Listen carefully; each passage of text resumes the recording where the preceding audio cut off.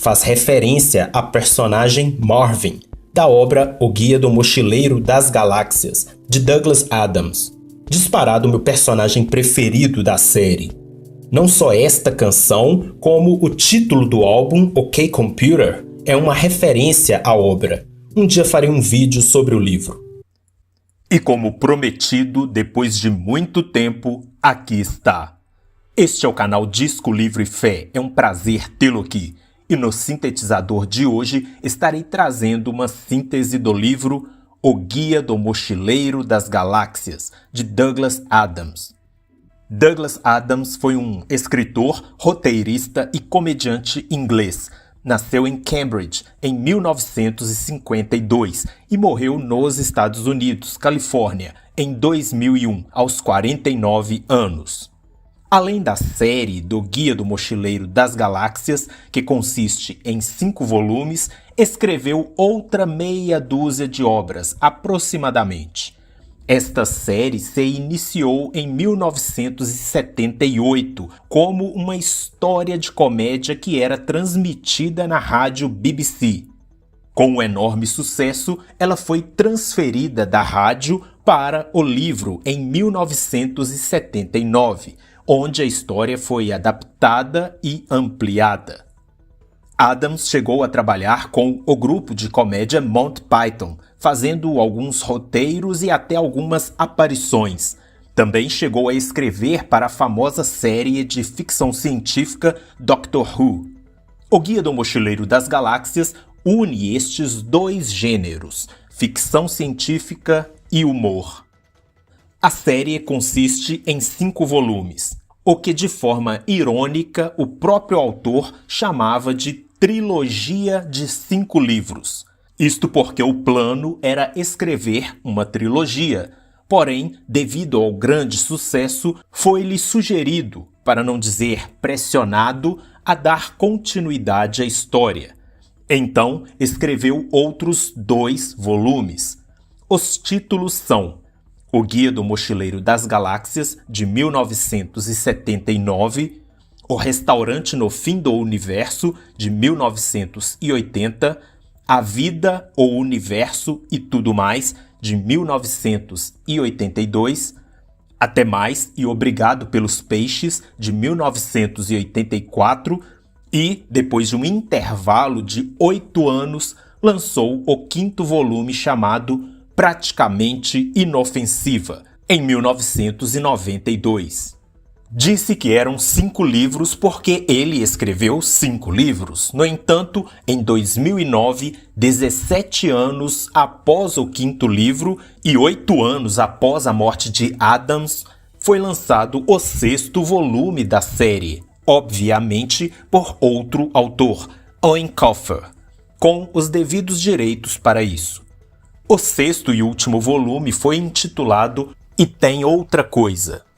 Assim como fiz na série Fundação, apresentada aqui no canal, link na descrição, trarei apenas um resumo dos primeiros capítulos apenas do 1º volume para que, caso queiram ler a série posteriormente, não venha eu atrapalhar sua experiência.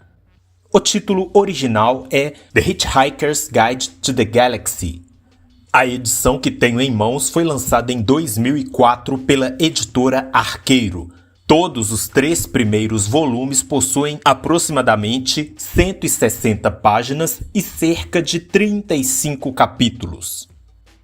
Aproveito para pedir que curta, comente e compartilhe, não somente este, como os demais vídeos do canal, caso goste do conteúdo. Convido-lhe também a se inscrever no canal e ativar o sino de notificações. É-nos apresentado a personagem Arthur Dent, de 30 anos. Ele trabalha em uma rádio e era alguém que nunca estava em paz consigo mesmo. Em uma quinta-feira, ao acordar, é surpreendido por um trator amarelo perto de sua casa. Arthur desconfiou que pudesse estar de ressaca da noite passada, pois tinha uma vaga lembrança de que esteve no bar e que havia ficado irritado com a notícia de uma obra referente a um desvio que seria feito. Ninguém sabia de nada a respeito dessa obra, até então.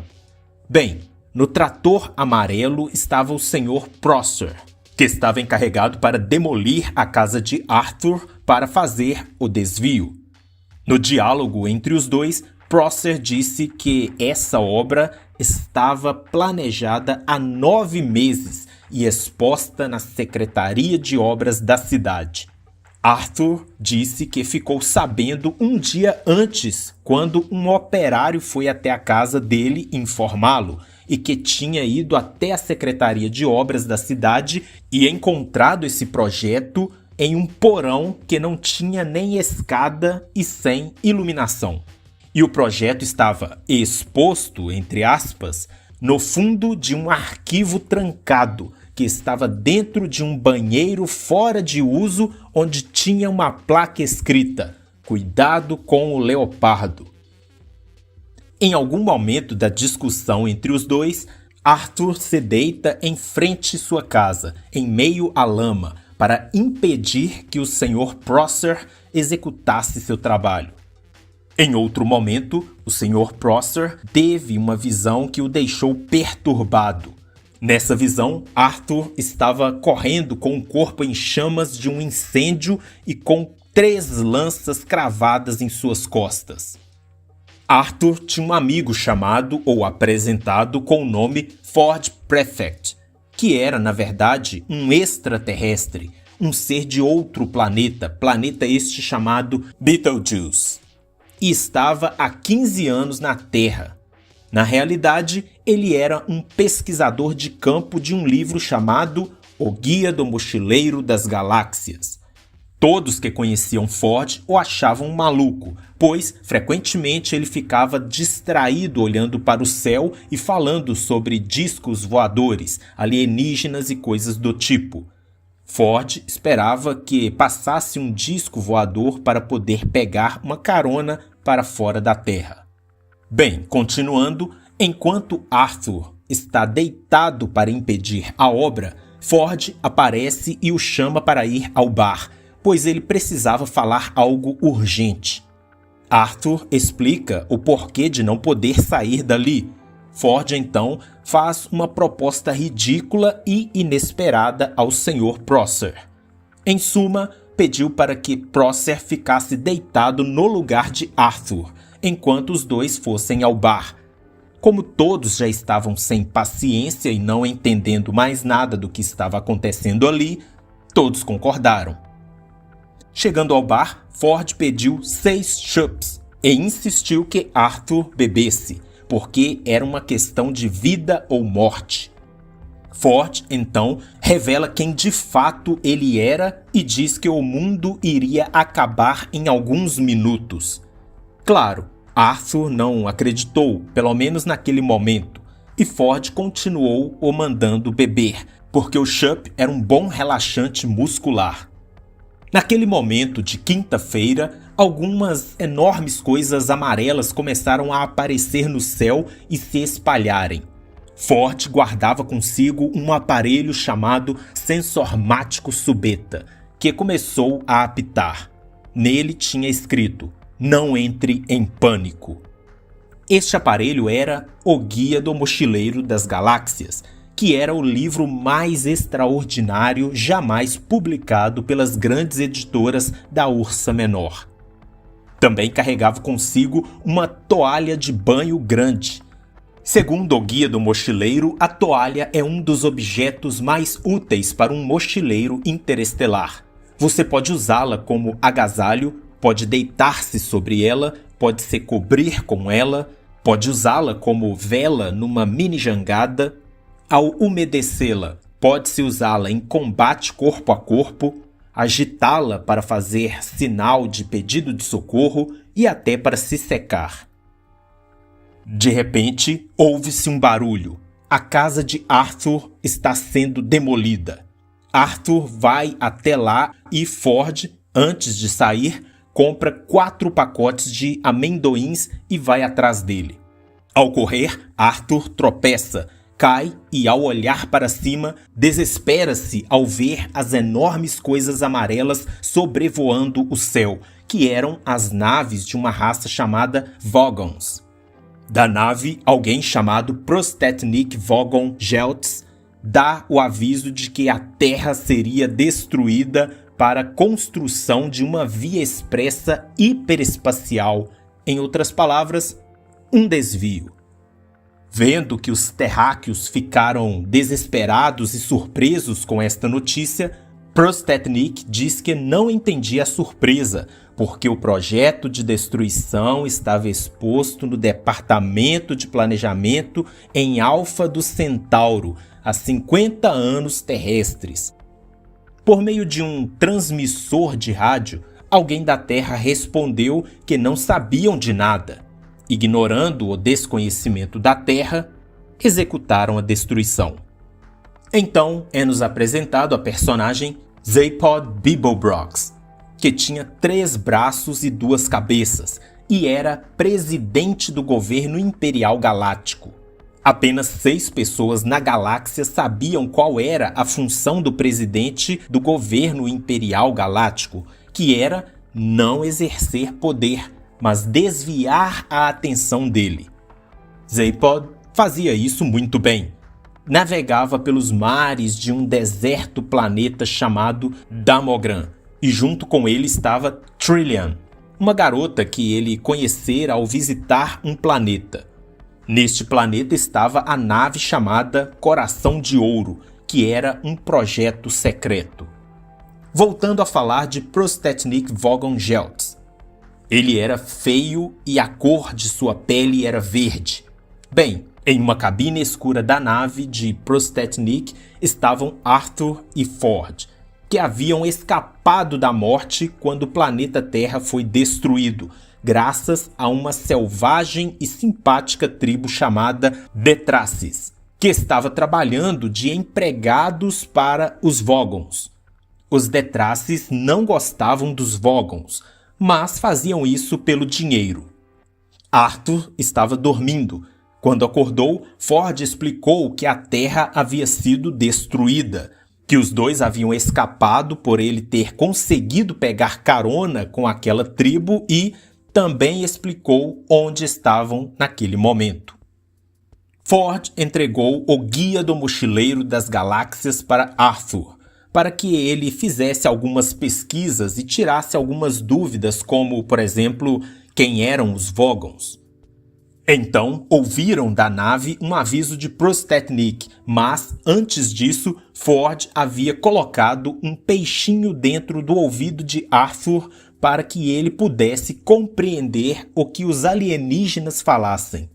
Este peixinho tinha a capacidade de traduzir os idiomas. Pois bem, Prostetnik avisou que sabia que havia intrusos, 2 mochileiros na nave, e que estes seriam lançados no hiperespaço, mas não antes de fazê-los ouvir um poema dele. Enquanto isso, Arthur, ao se dar conta de que realmente a Terra havia sido demolida, pediu novamente o aparelho de Ford para pesquisar sobre a Terra. E ao pesquisar, constatou que tudo o que Ford, o pesquisador de campo do Guia do Mochileiro das Galáxias, havia registrado sobre o planeta Terra em todos esses anos que esteve lá, se resumia em apenas uma única palavra: inofensiva. Mas que em pouco tempo seria atualizado para praticamente inofensiva. Quando Arthur e Ford foram encontrados, foram amarrados nas cadeiras de apreciação poética. Então, Prostetnik começou a recitar seu poema. A poesia Vogon era considerada a 3ª pior do universo. Os dois se contorceram ao ouvir a horrível poesia. Ao final, Prostetnik disse que poderiam escolher serem jogados no espaço ou dizer que haviam gostado do poema. Arthur começou a fazer elogios tão sem sentido ao poema como o próprio. Ford o ajudou, porém Prostetnik disse que fazia poesia apenas para ressaltar sua crueldade por contraste e que iria lançar os dois no espaço de qualquer forma. O guarda agarrou os dois e os levou à câmara, de onde seriam lançados no espaço. Enquanto eram lançados, os dois tentavam fazer a cabeça do guarda, lançando perguntas a ele como, por exemplo, por que faz o que faz? O guarda realmente ficou pensativo, no entanto, não adiantou. Lançou os dois na câmara. Tempo depois, ela se abriu e Arthur e Ford foram evacuados. O Guia do Mochileiro diz que, com os pulmões cheios, uma pessoa consegue sobreviver até 30 segundos no espaço e que a probabilidade de alguém ser salvo neste período de tempo por outra nave é de uma chance em 2 elevado a 276.709.000. Incrivelmente, 29 segundos depois de terem sido lançados para o espaço, são resgatados. E por aí, a aventura prossegue. E eu terminei o meu resumo sem apresentar minha personagem preferida da história, Marvin. Ele é hilário. Por que eu tenho apenas os 3 primeiros dos 6 volumes? É porque eu havia comprado a trilogia clássica de uma única vez na Amazon, por R$15. Sim, isso mesmo, R$5 cada volume. Hoje, na mesma loja, um único volume do mais barato está R$30. Para mim, a série era de fato uma trilogia. Depois de ter comprado, que descobri que haviam outros 3 volumes. Daí pensei, vou ler a trilogia clássica e, se gostar, compro o restante depois. Li o volume 1 e achei nota 10. Li o segundo e achei nota 9. Quando li o terceiro, em minha opinião, caiu bastante, a ponto de dar uma nota 7, o que ainda assim é uma boa nota e compensou a leitura.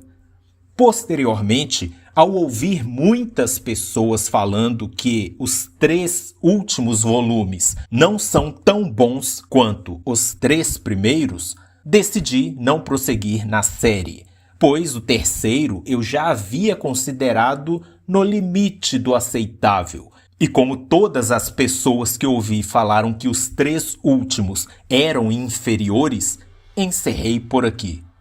Em 2005, antes mesmo do lançamento do 6º volume, a Touchstone Pictures, que pertence à Disney, produziu o filme O Guia do Mochileiro das Galáxias. Eu não gostei, somente isto a dizer. Aliás, direi mais, o livro é 42 vezes melhor que o filme.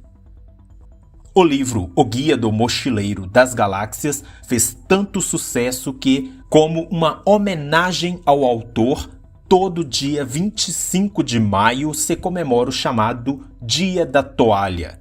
Acho que nem preciso explicar, pelo resumo que acabei de apresentar vocês já sabem o porquê. Data esta que coincide com a data de comemoração do Dia do Orgulho Nerd, pelo fato de ter sido nesta data que foi lançado o primeiro filme da saga de ficção científica Star Wars. Fico por aqui, que a paz seja com você e até o próximo Sintetizador.